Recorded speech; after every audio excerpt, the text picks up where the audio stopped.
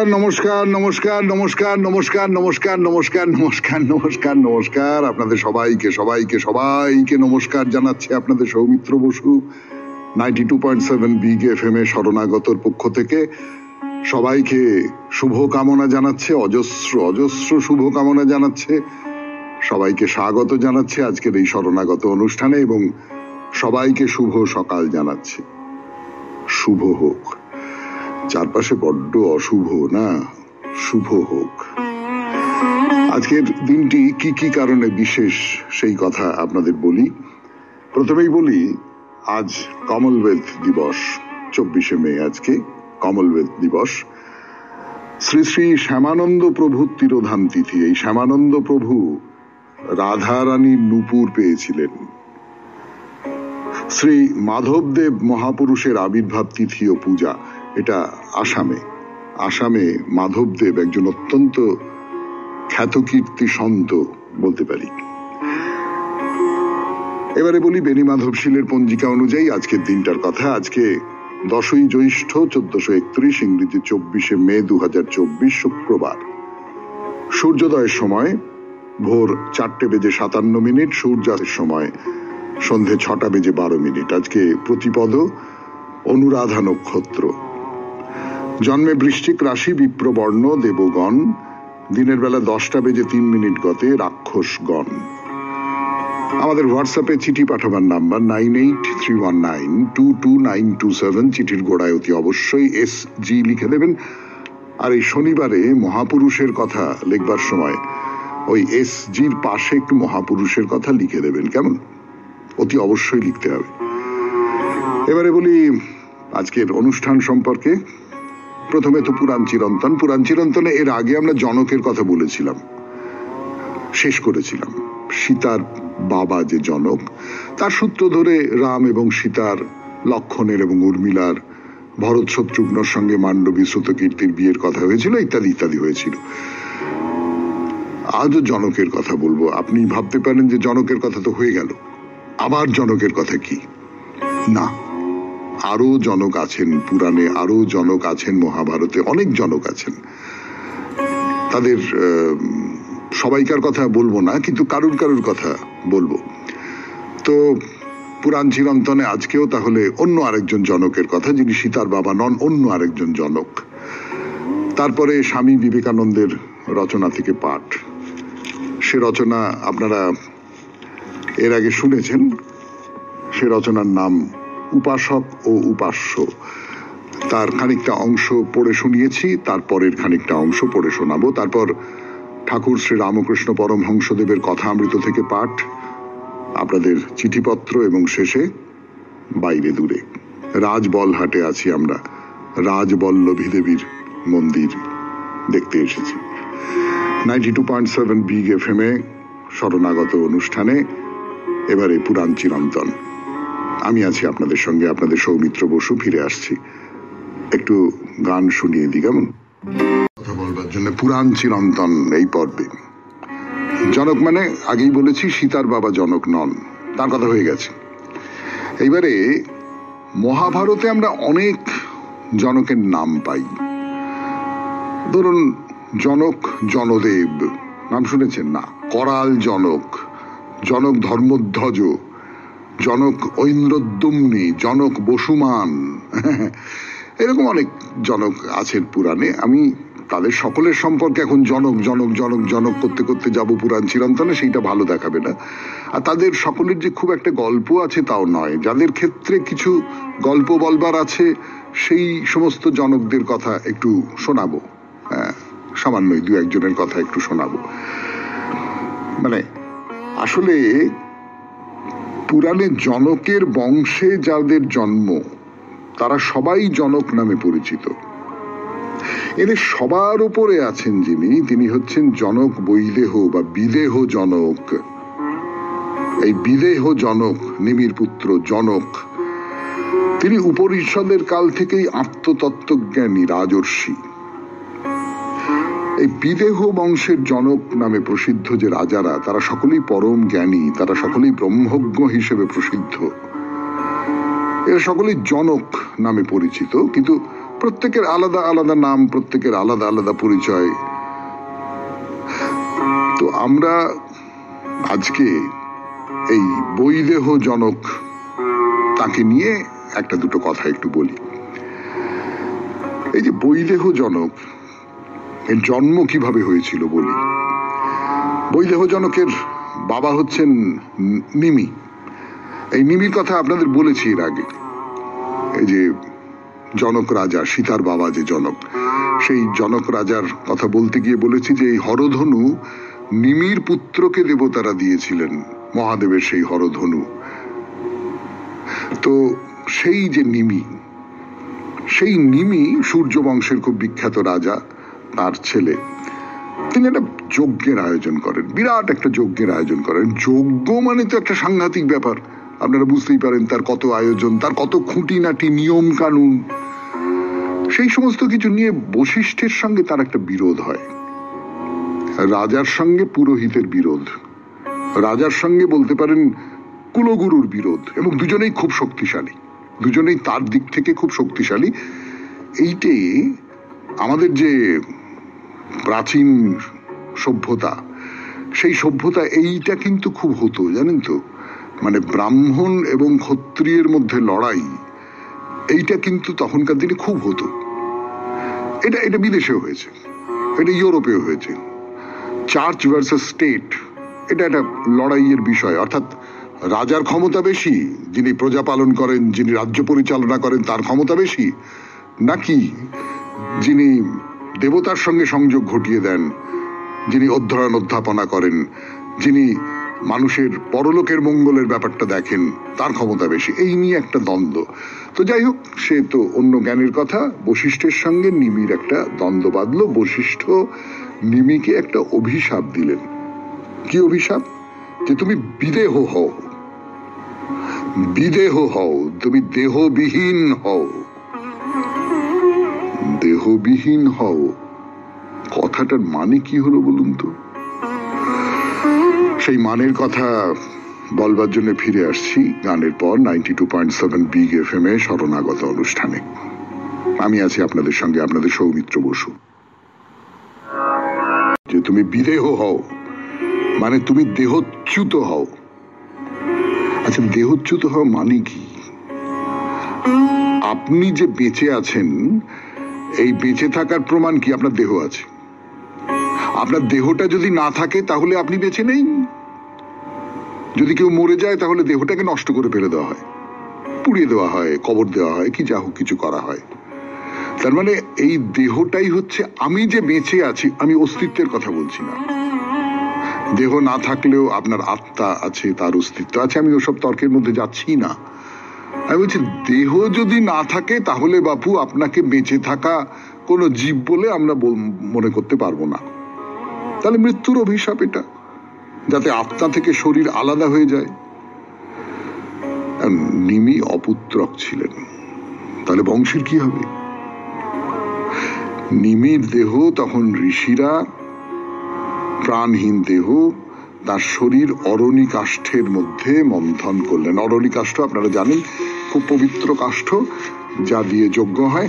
সেই কাষ্ঠে মন্থন করলেন, তাতে তার পুত্র জন্মালো। তাহলে কি ব্যাপারটা দাঁড়ালো? ব্যাপারটা দাঁড়ালো যে জন্মানোর কারণটা হচ্ছে পিতার মৃতদেহ। পিতার মৃতদেহ থেকে পুত্রের জন্ম হচ্ছে। এই সূত্রে জনক শব্দটা এসেছে। বাবাকে যে জনক বলা হয় তার কারণ তার থেকে পুত্রের জন্ম হলো। এক্ষেত্রে বলতে পারি যে পিতার দেহ থেকে পুত্রের জন্ম হলো। পিতার দেহ অরণি কাষ্ঠে মন্থন করার ফলে পুত্রের জন্ম হলো। তো নিমির ছেলের নাম হলো জনক। এই রাজা নিমি দেহহীন বা বিদেহ ছিলেন বলেই তাকে বলা হয় বৈদেহ জনক। আবার তার আর একটা নাম আছে। তার জন্ম হয়েছিল মন্থন থেকে। মন্থন থেকে বা মথন থেকে তার সৃষ্টি হয়েছিল বলে তার অন্য নাম হলো মিথি। এই মিথি শব্দ থেকে হয়তোবা এই বিদেহ জনক মৈথিল জনকও বটে। মিথিলা মিথিলার রাজা জনক। তো এই যে বৈদেহী জনক, ইনি খুব আত্মজ্ঞানী ব্রহ্মবিদ্যা পরায়ণ রাজর্ষি ছিলেন। বৃহদারণ্য উপনিষদে বারবার এই জনক বৈদেহীর প্রসঙ্গ এসেছে। তিনি আত্মজ্ঞানী, তিনি ব্রহ্মজ্ঞানের উপদেষ্টা। তাকে নিয়ে আরো দু একটা কথা বলবো, কিন্তু আজকে তার সময় নেই। আগামীকাল 92.7 বিগ FM এ শরণাগত অনুষ্ঠানে তারপর চলে যাব অন্য জনকের প্রসঙ্গে। শেষ হলো পুরাণ চিরন্তন, এরপর স্বামী বিবেকানন্দের রচনা থেকে পাঠ। না, ভুল বললাম, গানের পর স্বামী বিবেকানন্দ। 92.7 বিগ FM এ শরণাগত অনুষ্ঠানে তার প্রবন্ধ পড়ছি আমরা, উপাসক ও উপাস্য। তুমি যদি দ্বৈতবাদী না হইয়া একত্ববাদী হও, তাহা হইলেও তোমার ব্যক্তি ঈশ্বর থাকিতে পারে। এক অদ্বিতীয় রহিয়াছেন, সেই এক নিজেকে ভালোবাসিতে চাহিলেন, সেই কারণে এক হইতে তিনি সৃষ্টি করিলেন বহু। বৃহৎ আমিকে, সত্য আমিকে পূজা করিতেছে ক্ষুদ্র আমি। অতএব সব মতেই ব্যক্তি বা ঈশ্বর রাখা চলে। কেহ কেহ এমন অবস্থার মধ্যে জন্মগ্রহণ করে যে তাহারা অন্যান্য অপেক্ষা সুখী হয়। ন্যায়পরায়ণ কাহারও রাজত্বে এরূপ কেন হইবে? পৃথিবীতে মৃত্যু রহিয়াছে কেন? এই সকল কঠিন প্রশ্ন আমাদের মনে উঠে। এই সমস্যা সমূহের কখনো সমাধান হয় নাই। কোন দ্বৈত ভূমি হইতে ওইগুলি মীমাংসা হইতে পারে না। বস্তুসমূহ যথার্থই যেভাবে আছে ঠিক সেভাবেই ওইগুলি দেখিবার জন্য আমাদিগকে দার্শনিক বিচারে ফিরিয়া যাইতে হইবে। আমরা আমাদের নিজেদের কর্ম হইতেই কষ্ট ভোগ করিতেছি, এজন্য ঈশ্বর দায়ী নন। আমরা যাহা করি তাহা আমাদেরই দোষ, অন্য কাহারও নয়। ঈশ্বরকে দোষারোপ কেন? অমঙ্গল কেন রহিয়াছে? যে একটিমাত্র উপায়ে এই সমস্যার মীমাংসা করিতে পারো তাহা হইল এই কথা বলা যে ঈশ্বর ভালো ও মন্দ দুয়েরই কারণ। সগুণ ঈশ্বরবাদের একটি প্রকাণ্ড সমস্যা এই, যদি বলো ভগবান শুধু সৎ, তিনি অসৎ নন, তাহা হইলে তুমি নিজেই তোমার নিজের যুক্তির ফাঁদে আটকাইয়া পড়িবে। কি করিয়া জানিলে একজন ভগবান আছেন? বলা হয় যে তিনি এই বিশ্বজগতের পিতা, আরো বলা হয় তিনি মঙ্গলময়। কিন্তু পৃথিবীতে অমঙ্গলও তো রহিয়াছে, তবে তিনি অমঙ্গল স্বরূপী বা হইবেন না কেন? সেই সমস্যা। ভালো বলিয়া কিছু নাই, মন্দ নাই, আছেন শুধু ভগবান। ভালো কি তাহা তুমি কি রূপে জানো? তুমি নিজে উহা অনুভব করো। মন্দ কি তাহারও জ্ঞান কিভাবে হয়? যদি মন্দ আসে তুমি উহা অনুভব করো। ভালো এবং মন্দ আমাদেরই অনুভব দ্বারা আমরা জানিয়া থাকি। এমন কেহ নাই যে শুধু ভালোই অনুভব করে, তাহার অনুভূতি শুধু সুখকর। এমন কেহ নাই যে শুধু অপ্রীতিকর ভাবগুলি অনুভব করে। অভাব এবং উদ্বেগই সকল দুঃখের কারণ, সুখেরও। অভাব কি বাড়িয়া চলিতেছে না কমিতেছে? জীবন কি সহজ না জটিল হইতেছে? নিশ্চয়ই জটিল। অভাব সমূহ ক্রমাগত বাড়িয়া চলিয়াছে। যাহারা তোমাদের প্রপিতামহ ছিলেন তাহাদের তোমাদের মতো এত পোশাক বা অর্থের দরকার ছিল না। তাহাদের বৈদ্যুতিক গাড়ি ছিল না, রেল রাস্তাও তাহারা দেখেন নাই, আর এই জন্যই তাহাদের পরিশ্রম করিতে হইত কম। যখন এই সব জিনিসের প্রয়োজন হয় সঙ্গে সঙ্গে অভাবও আসে, খাটুনিও বাড়ে। আকাঙ্ক্ষা যত বাড়ে প্রতিযোগিতাও ততই বাড়ে। অর্থ সংগ্রহ খুবই শ্রমসাধ্য, অর্থ রক্ষা করা আরো কঠিন কাজ। কিছু বিত্ত সঞ্চয়ের জন্য তোমাদিগকে সারা পৃথিবীর সহিত যুদ্ধ করিতে হইবে, আর উহা রক্ষা করিতে সমস্ত জীবন ধরিয়া চলিবে সংগ্রাম। অতএব গরিবের চেয়ে ধনীর দুশ্চিন্তা বেশি। এই তো ব্যাপার। শুনলেন স্বামী বিবেকানন্দের রচনা থেকে পাঠ, উপাসক ও উপাস্য। এখন গান, গানের পর কথামৃত। আমি আছি আপনাদের সঙ্গে, আপনাদের সৌমিত্র বসু। ঠাকুর শ্রী রামকৃষ্ণ পরমহংসদেবের কথা, 92.7 বিগ এফএম এ শরণাগত অনুষ্ঠানে ঠাকুর তার কথা বলছেন, তার সঙ্গে দেখা করতে এসেছেন যারা। মধু ডাক্তার এসেছেন, ঠাকুরের হাত ভেঙে গেছে, সেখানে ব্যান্ডেজ বাঁধছেন, আর ঠাকুর এবার বাচ্চা ছেলের মতো হাসছেন আর বলছেন যে তুমি তো মধুসূদন, তুমি হচ্ছে ঐহিক আর পারত্রিকের মধুসূদন। এরকম মজা করছেন আর কি। তো মধুসূদনও খুব হাসছেন, মজা করছেন, বলছেন হ্যাঁ, কেবল নামের বোঝা বয়ে মরি। তো ঠাকুর যেটা বলছেন, কেন নাম কি কম, ঠাকুর কি বলছেন সেটা বলবার আগে আপনাদের আমি একটা কথা বলি।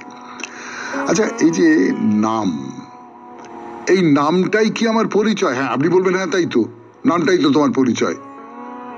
কিন্তু আমি কি, তা কি কেবলমাত্র আমার নাম দিয়ে বোঝা যায়? তা তো সম্ভবই নয়, কিছুতেই সম্ভব নয়। আমার নাম সৌমিত্র বসু। সৌমিত্র বসু এই নামটা আপনাদের কাছে একটা পরিচয় নিশ্চয়ই। সৌমিত্র বসু ও যিনি শরণাগত করেন, আপনারা যারা শোনেন তারা এরকম করে বলতে পারেন কি এইরকম কোনো পরিচয় হয়তো আমার আছে। কিন্তু সামগ্রিকভাবে আমি কি কেবলমাত্র আমার নাম? এই যে মধু ডাক্তার বলছেন যে নামের বোঝা বয়ে মরি, এর উত্তরে ঠাকুর কি বলছেন? ঠাকুর বলছেন যে কেন নাম কি কম, তিনি আর তার নাম তফাৎ নয়। সৌমিত্র বসু ব্যক্তিটি আর সৌমিত্র বসুর নাম, এটা তফাৎ নয়। কেন তফাৎ নয়, কোন দিক থেকে তফাৎ নয়, এটা খুব চমৎকার বলেছেন। মানে আমার কিন্তু খুব ভালো লেগেছে। আমি জানি না আপনাদের কিরকম লাগবে, আপনাদের নিশ্চয়ই ভালো লাগবে। বলছেন সত্যভামা যখন তুলা যন্ত্রে স্বর্ণমণি মাণিক্য দিয়ে ঠাকুরকে ওজন করছিলেন তখন হলো না। যখন রুক্মিণী তুলসী আর কৃষ্ণ নাম একদিকে লিখে দিলেন তখন ঠিক ওজন হলো। তার মানে ঠাকুরকে টাকা পয়সা, ধন দৌলত, স্বর্ণমণি মাণিক্য এই সমস্ত দিয়ে যদি ওজন করা হয় তাহলে ঠাকুরের ওজন অনেক বেশি। কিন্তু তুলসী আর কৃষ্ণ নাম, ভক্তি, সমর্পণ এই দিয়ে যদি ওজন করা যায় তখন ঠিক ওজন হয়। কিন্তু আমি যে কথাটা এই সূত্র ধরে বলতে চাইছি সেটা হচ্ছে যে নাম ব্যাপারটা কিচ্ছু না। সৌমিত্র বসু এই নামটা কিচ্ছু না, কিন্তু এই নামটা বলার সঙ্গে সঙ্গে আপনার মনের মধ্যে একটা অনুষঙ্গ জেগে উঠলো, একটা অনুভব জেগে উঠলো, একটা কোনো আবেগ হয়তো জেগে উঠলো। সেই আবেগটা আপনার ক্ষেত্রে একরকম, আরেকজনের ক্ষেত্রে আরেক রকম, আরেকজনের ক্ষেত্রে আরেক রকম। আমাকে বিভিন্ন মানুষ বিভিন্ন ভাবে চেনেন। আমি যে শরণাগত অনুষ্ঠান করি সেটা জানেন না এরকম মানুষ রয়েছেন, তারা আমাকে অন্যভাবে চেনেন। তাদের মনের মধ্যে আমার নামের যে উদ্দীপন সেটা অন্যরকম। কিন্তু এই যে নামটা কেবলমাত্র নাম নয়, নামটা কোথাও একটা উদ্দীপন ঘটিয়ে দেয় মনের মধ্যে। অর্থাৎ আমি যখন কৃষ্ণ নাম করি, সেই কৃষ্ণ এই শব্দটা গুরুত্বপূর্ণ নয়, কৃষ্ণ এই শব্দটা যে অনুষঙ্গগুলো তৈরি করছে আমার মনের মধ্যে, যে উদ্দীপনটা তৈরি করছে আমার মনের মধ্যে, সেইটা অনেক বেশি গুরুত্বপূর্ণ।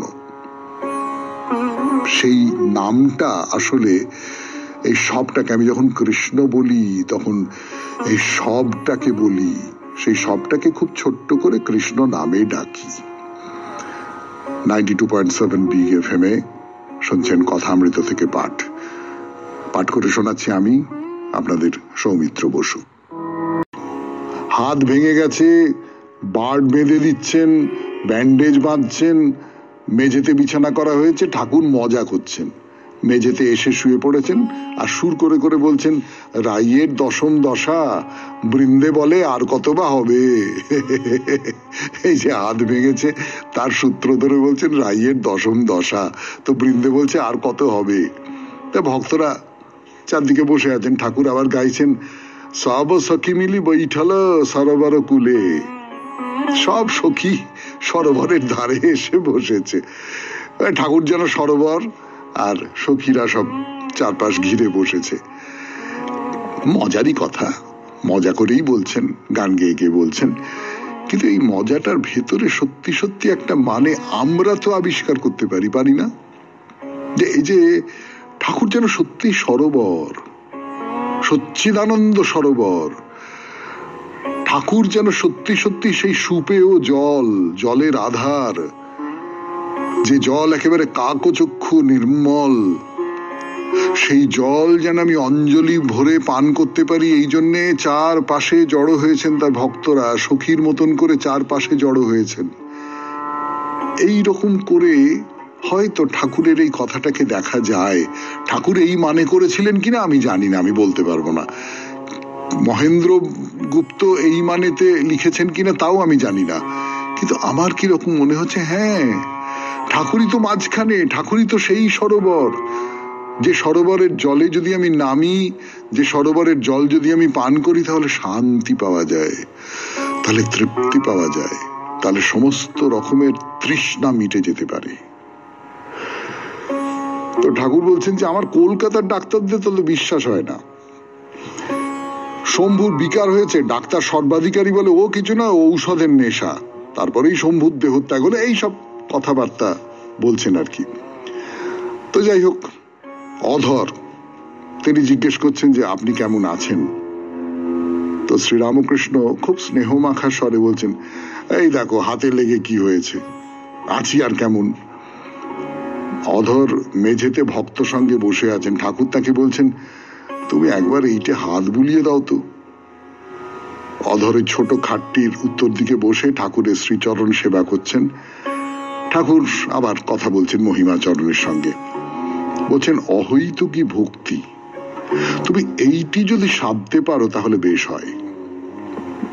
অহৈত কি ভক্তি, যে ভক্তির কোনো হেতু নেই। আমি যদি ভালোবাসার দিক থেকেও দেখি, তাহলেও দেখুন এমন ভালোবাসা তো থাকতে পারে যে ভালোবাসার কোনো হেতু নেই, যে ভালোবাসার কোনো কারণ নেই। সেই ভালোবাসাই হচ্ছে চূড়ান্ত ভালোবাসা। এই নিয়ে দুটো চারটে কথা বলতে ইচ্ছে করছে 92.7 বিগ এফএম এর শরণাগত অনুষ্ঠান। যে ভক্তি বা যে ভালোবাসা, আমি যদি ভালোবাসা, ভক্তিও তো ভালোবাসাই আসলে, যে ভালোবাসায় আমি সর্বস্ব তোমার পায়ে সমর্পণ করে দিলাম, ভালোবাসাই তো। ভালোবাসা ছাড়া তো আর কিছু নেই। মানে আমি যা কিছু আবেগের প্রকাশ ঘটাবো, ভক্তি আবেগের প্রকাশ, আমি যা কিছু আবেগের প্রকাশ ঘটাবো, এমনকি ঘৃণা পর্যন্ত, এমনকি বিদ্বেষ পর্যন্ত, সেটাও কিন্তু ভালোবাসা থেকেই আসে। ঠিক ও আমাকে এইরকম করলো, খুব খারাপ লোক, ছি, এই তো আমার ভেতরে তার সম্পর্কে ভালোবাসা ছিল বলেই তো আমার মনের মধ্যে বিদ্বেষ তৈরি হলো, আমার মনের মধ্যে ঘৃণা তৈরি হলো। যাকে আমি চিনি না, জানি না, যার সম্পর্কে আমার কোনো মানসিক যোগ তৈরি হয়নি, যার সঙ্গে, তাকে আমি ঘৃণাও করি না, কিছুই করি না, তাই না? তো যাই হোক, যে কথা বলছিলাম সেটা হচ্ছে যে এই যে ভালোবাসার কথা বলছিলাম আপনাদের। তো অহৈত কি ভালোবাসা, যে ভালোবাসার কোনো হেতু নেই। আমাদের সমস্ত ভালোবাসার মধ্যেই কিন্তু অল্প বিস্তর কোনো না কোনো একটা কারণ আছে। একটি ছেলে একটি মেয়েকে ভালোবাসে, বা মেয়েটি ছেলেটিকে ভালোবাসে, তার একটা শর্ত থাকে যে তুমিও আমাকে ভালোবাসবে। আমরা যেখানে যা কিছু ভালোবাসি না কেন, আপনি আপনার নাতি বা নাতনিটিকে ভালোবাসেন, আপনি আশা করেন যে সেও আপনাকে ভালোবাসবে। সে যদি আপনাকে ভালো না বাসে তাহলে আপনি আঘাত পান। কিন্তু যদি এমনটা হয় যে আমি নিশিদিনও তোমায় ভালোবাসি, তুমি অবসর মতো বাসিও, যদি ভালো বাসো তাহলে বাসলে, যদি না ভালোবাসো তাহলে বাসলে না, এইরকমটা যদি হয়, তো এইটা যদি করতে পারো তাহলে খুব ভালো হয়। মুক্তি, মান, টাকা, রোগ ভালো হওয়া কিচ্ছু চাই না, কিচ্ছু চাই না, শুধু তোমাকে চাই। এর নাম হচ্ছে অহৈতুকী ভক্তি। আমি তোমাকে যে, এই যে ধরুন মন্ত্র পড়া হয় দুর্গাপূজায়, রূপং দেহি ধনং দেহি জয়ং দেহি, এটা তো কিছু চাওয়া হচ্ছে, আমি কিছু চাই না তোমার কাছ থেকে। বাবুর কাছে অনেকেই আসে, নানান কামনা করে, কিন্তু যদি কেউ কিছুই চায় না, কেবল ভালোবাসে বলে বাবুকে দেখতে আসে, তাহলে বাবুর ভালোবাসা তার প্রতি হয়। ও তো আমার কাছে কিছু চাইছে না। প্রহ্লাদের ছিল এইরকম অহৈতুকী ভক্তি, ঈশ্বরের প্রতি এইরকম নিষ্কাম শুদ্ধ ভালোবাসা। এই শুদ্ধ ভালোবাসা আমাদের জাগতিক ভালোবাসা নয়। আমাদের জাগতিক ভালোবাসার সবটাই কিন্তু আসলে কোনো না কোনো একটা স্বার্থের কথা ভেবে ভালোবাসা, তাই না? স্বার্থ শূন্য হয়ে যারা ভালোবাসতে পারেন এরকম মানুষ নিশ্চয়ই আছেন। তাদের ভালোবাসাই সত্যিকারের ভালোবাসা, তাদের ভক্তি সত্যিকারের ভক্তি। শেষ করলাম কথামৃত থেকে পাঠ 92.7 বিগ এফএম এ শরণাগত অনুষ্ঠানে। এরপর গান, গানের পর আপনাদের চিঠি, ভালোবাসার চিঠি। 92.7 বিগ এফএম এ শরণাগত অনুষ্ঠান শুনছেন আপনারা। আমি আছি আপনাদের সঙ্গে, আপনাদের সৌমিত্র বসু। রাজবল হাটে আছি এখন আমরা। তারকেশ্বর লাইনের হরিপাল স্টেশন, যে হরিপালের দই একটা সময় অন্তত খুব বিখ্যাত ছিল, সেই হরিপাল স্টেশনে নেমে যেতে হবে রাজবল্লভী দেবীর মন্দিরে, যে দেবীর নামে এই রাজবলহাট নামটা দেওয়া হয়েছে। তো মন্দির তার বাইরের দিক থেকে দেখা হয়েছে, শিব মন্দির, মায়ের মন্দির। সে বাইরেটা দেখতে গিয়েই চোখ চলে গেছে সামনে রাখা বলির জায়গাটার উপর। মনে পড়ছে গতদিন শেষ করেছিলাম যে কথা দিয়ে, বলি যেখানে দেওয়া হয় তার এক পাশে একটা নালা কেটে রাখা হয়েছে, সেখান দিয়ে রক্তস্রোত গড়িয়ে যেতে পারে। ব্যাস, মন্দিরের বাইরে যা কিছু দেখবার, মানে আমার চোখে যা কিছু পড়েছে তা তো দেখা হলো। এইবার তাহলে গর্ভগৃহের ভেতরে ঢোকা যাক। গর্ভগৃহের ভেতরে ঢুকে আপনাকে বিস্ময় স্তব্ধ হয়ে যেতে হবে। এমন কালী আপনি কখনো দেখেননি। বস্তুত আমাদের এই বাংলায় এমন কালীর সংখ্যা মোটে 3টি, তাদের মধ্যে এই রাজবলহাটের কালী অন্যতমা। বৈশিষ্ট্যটা হলো এই কালীর গায়ের রং সাদা, একেবারে ধপধপে সাদা, দুধের মতো। ফলে কি হয়েছে বলুন তো, দেবীর দিকে তাকিয়ে না তাকে মহাকালী বলে ভাবতে ইচ্ছে করে না। মানে মহাকালী বলতে তার গায়ের রং কালো হবে, এই সংস্কার তো আমাদের বুকের মধ্যে বসে গেছে, তাই না? কিন্তু দেবীর গায়ের রং সাদা কেন? তার একটা যুক্তি আছে। ইনি আসলে শুধুই মহাকালী নন। পণ্ডিতেরা বলছেন এই দেবীর মধ্যে একসঙ্গে দুর্গা, সরস্বতী আর মহাকালীর মিশ্রণ ঘটেছে। হ্যাঁ, শুনতে কেমন আশ্চর্য লাগে, তাই না? সেই কতদিন আগে, 800 বছর আগে কিংবা তারও আগে এই মন্দির প্রতিষ্ঠিত হয়েছিল, এবং তারও আগে নিশ্চয়ই আমাদের শাস্ত্রে কোথাও এর ইঙ্গিত ছিল, এই শ্বেতকালীর ইঙ্গিত ছিল। তখন মানুষ এই রকম করে দুর্গা, সরস্বতী আর মহাকালীর একটা সম্মিলনের কথা ভেবেছিলেন। তো সত্যি আশ্চর্য। 92.7 বিগ এফএম এ শরণাগত অনুষ্ঠানে শুনছেন বাইরে দূরে। আমি আছি আপনাদের সঙ্গে, আপনাদের সৌমিত্র বসু। ফিরে আসছি গানের পর। তাই এই দেবীরও গায়ের রং সাদা। এই যে রাজবলহাটের যে রাজবল্লভী দেবী, তার গায়ের রং সাদা। এই বৈশিষ্ট্যের জন্য তার নাম হলো শ্বেতকালী, অন্তত সেই নামেই তিনি পরিচিত। এইবারে খুব ভালো করে দেখি মাকে। শুধু যে গায়ের রং সাদা তাই নয়, দেবীর মুখের দিকে তাকিয়ে দেখুন, কোথাও হিংস্রতার কোনো চিহ্ন পাবেন না। স্নেহময়ী মা যেন তার সন্তানদের দিকে তাকিয়ে আছেন, এমন একটা দৃষ্টি তার চোখে। মাথায় মুকুট, ঘোমটা টানা। এই ঘোমটাটাও তো কালী মূর্তির সঙ্গে যায় না। সবচেয়ে বেশি করে টানে দেবীর চোখ দুটো, বড় বড় দুটি চোখ তাকিয়ে আছে আপনার দিকে। যে চোখ দেখে আমার অন্তত মা দুর্গার কথা মনে পড়েছে, একেবারে মা দুর্গার চোখ বসানো। আগেই বলেছি, দেবীকে সাধারণ শাড়ি দেওয়া যাবে না, কমপক্ষে 14 হাত শাড়ি তিনি পরতে পারবেন। তার কারণ দেবীর এই যে মূর্তি, এটি 6 ফুটের মতো লম্বা। তার এক হাতে ছুরিকা, অন্য হাতে পাত্র। এখানে দেবীর সঙ্গে মহাকালীর মিল পাচ্ছি। আর একটা খুব বড় বৈশিষ্ট্যের কথা শোনাই আপনাদের। মহাকালীর পায়ের নিচে থাকেন শিব, তাই তো? তা তো আর বলে দেবার দরকার করে না। তো এখানে এই রাজবলহাটের শ্বেতকালীর পায়ের তলাতেও শিব আছেন, কিন্তু দুজন শিব। হ্যাঁ, একজনের নাম কালো ভৈরব, আর অন্যজনের নাম বিরূপাক্ষ। কেন কালো ভৈরব আর বিরূপাক্ষ কেন? আচ্ছা, একটু পুরাণের পাতা উল্টে দেখে নেবার চেষ্টা করি তো এই দুই শিবের বৈশিষ্ট্য কি। কালো ভৈরব ভগবান শিবের একটা প্রচন্ড হিংস্র মূর্তি। তার হাতে থাকে তলোয়ার আর তার অঙ্গ সাপ দিয়ে ঢাকা থাকে। আর বিরূপাক্ষ, হ্যাঁ, শিবের অন্য আরেকটি রূপ, যার অক্ষি বিরূপ অর্থাৎ ভয়ঙ্কর। এই দুই ভয়ঙ্কর দর্শন শিবকে পায়ের তলায় রেখে দিয়েছেন শ্বেতকালী। এই শ্বেতকালীকে নিয়ে আরো অনেক কথা আছে, বলবো, কিন্তু আজকে তো আর সময় হবে না। 92.7 বিগ FM এ শরণাগত অনুষ্ঠানে আজকের মতো সৌমিত্র বসুকে বিদায় জানান। আমাদের হোয়াটসঅ্যাপে চিঠি পাঠাবার নাম্বার 9831922927। চিঠির গোড়ায় অতি অবশ্যই SG লিখতে হবে। মহাপুরুষের কথার উত্তর পাঠালেও এই নাম্বারেই পাঠাবেন, শুধু SGর পরে লিখে দেবেন মহাপুরুষের কথা। এবারে কবিতা। নারীকে আপন ভাগ্য জয় করিবার কেন নাহি দিবে অধিকার? হে বিধাতা, নত করি মাথা, পথপ্রান্তে কেন রব জাগি?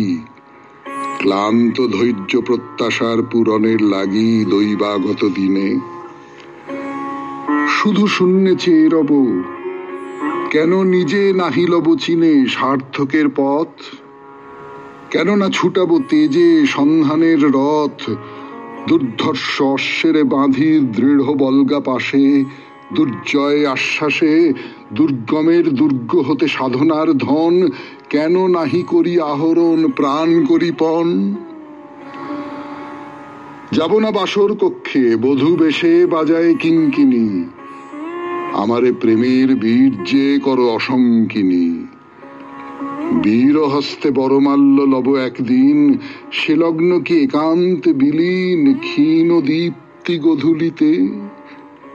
কভু তারে দিব না ভুলিতে মোর দৃপ্ত কঠিনতা, বিনম্র দীনতা সম্মানের যোগ্য নহে তার, ফেলে দেব আচ্ছাদন দুর্বল লজ্জার।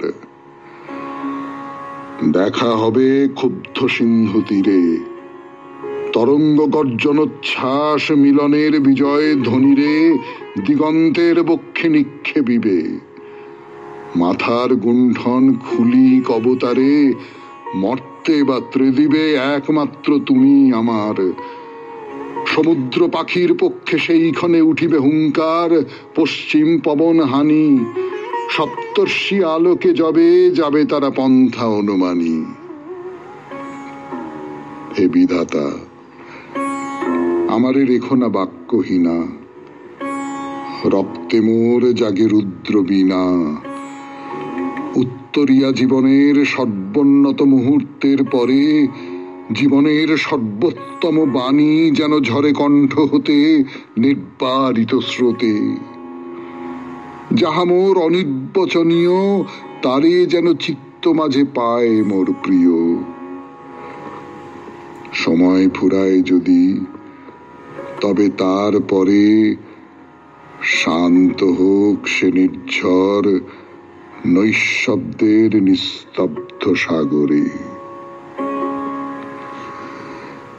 খুব ভালো থাকবেন, আনন্দে থাকবেন। নমস্কার নমস্কার নমস্কার নমস্কার নমস্কার নমস্কার নমস্কার নমস্কার নমস্কার নমস্কার। আপনাদের সবাইকে সবাইকে সবাইকে নমস্কার জানাচ্ছে আপনাদের সৌমিত্র বসু 92.7 বিগ FM এ শরণাগতর পক্ষ থেকে। সবাইকে শুভ কামনা জানাচ্ছে, অজস্র অজস্র শুভ কামনা জানাচ্ছে, সবাইকে স্বাগত জানাচ্ছে আজকের এই শরণাগত অনুষ্ঠানে এবং সবাইকে শুভ সকাল জানাচ্ছে। শুভ হোক, চারপাশে বড্ড অশুভ না, শুভ হোক। আজকের দিনটি কি কি কারণে বিশেষ সেই কথা আপনাদের বলি। প্রথমেই বলি, আজ কমনওয়েলথ দিবস, 24শে মে আজকে কমনওয়েলথ দিবস। শ্রী শ্রী শ্যামানন্দ প্রভু তিরোধান তিথি। এই শ্যামানন্দ প্রভু রাধারানীর নূপুর পেয়েছিলেন। শ্রী মাধবদেব মহাপুরুষের আবির্ভাব তিথি ও পূজা, এটা আসামে মাধবদেব একজন অত্যন্ত খ্যাতকীর্তি সন্ত বলতে পারি। এবারে বলি বেনি মাধবশীলের পঞ্জিকা অনুযায়ী আজকের দিনটার কথা। আজকে 10ই জ্যৈষ্ঠ 1431, ইংরেজি 24শে মে 2024, শুক্রবার। সূর্যোদয়ের সময় ভোর 4:57, সূর্যাস্তের সময় সন্ধে 6:12। আজকে প্রতিপদ, অনুরাধা নক্ষত্র। জন্মে বৃশ্চিক রাশি, বিপ্রবর্ণ, দেবগণ। দিনের বেলা 10:03 গতে রাক্ষসগণ। আমাদের হোয়াটসঅ্যাপে চিঠি পাঠাবার নাম্বার 9831922927। চিঠির গোড়ায় অতি অবশ্যই SG লিখে দেবেন। আর এই শনিবারে মহাপুরুষের কথা লিখবার সময় ওই SGর পাশে একটু মহাপুরুষের কথা লিখে দেবেন, কেমন? অতি অবশ্যই লিখতে হবে। এবারে বলি আজকের অনুষ্ঠান সম্পর্কে। প্রথমে তো পুরাণ চিরন্তনে এর আগে আমরা জনকের কথা বলেছিলাম, শেষ করেছিলাম। সীতার বাবা যে জনক, তার সূত্র ধরে রাম এবং সীতার, লক্ষণের এবং উর্মিলার, ভরত শত্রুঘ্নর সঙ্গে মান্ডবী শ্রুতকীর্তির বিয়ের কথা হয়েছিল, ইত্যাদি ইত্যাদি হয়েছিল। আজও জনকের কথা বলবো। আপনি ভাবতে পারেন যে জনকের কথা তো হয়ে গেল, আবার জনকের কথা কি? না, আরো জনক আছেন পুরাণে, আরো জনক আছেন মহাভারতে, অনেক জনক আছেন। তাদের সবাইকার কথা বলবো না, কিন্তু কারুর কথা বলবো। তো পুরাণ চিরন্তনে আজকেও তাহলে অন্য আরেকজন জনকের কথা, যিনি সীতার বাবা নন, অন্য আরেকজন জনক। তারপরে স্বামী বিবেকানন্দের রচনা থেকে পাঠ। সে রচনা আপনারা এর আগে শুনেছেন। সে রচনার নাম উপাসক ও উপাস্য। তার খানিকটা অংশ পড়ে শুনিয়েছি, তারপরের খানিকটা অংশ পড়ে শোনাবো। তারপর ঠাকুর শ্রী রামকৃষ্ণ পরমহংসদেবের কথামৃত থেকে পাঠ, আপনাদের চিঠিপত্র, এবং শেষে বাইরে দূরে রাজবলহাটে আছি আমরা, রাজবল্লভী দেবীর মন্দির দেখতে এসেছি। 92.7 বিগ FM এ শরণাগত অনুষ্ঠানে এবারে পুরাণ চিরন্তন। আমি আছি আপনাদের সঙ্গে, আপনাদের সৌমিত্র বসু। ফিরে আসছি, একটু গান শুনিয়ে দিই, কেমন? কথা বলবার জন্য পুরাণ চিরন্তন এই পর্বে। জনক মানে আগেই বলেছি সীতার বাবা জনক নন, তার কথা হয়ে গেছে। এইবারে মহাভারতে আমরা অনেক জনকের নাম পাই। ধরুন জনক জনদেব, নাম শুনেছেন না? করাল জনক, জনক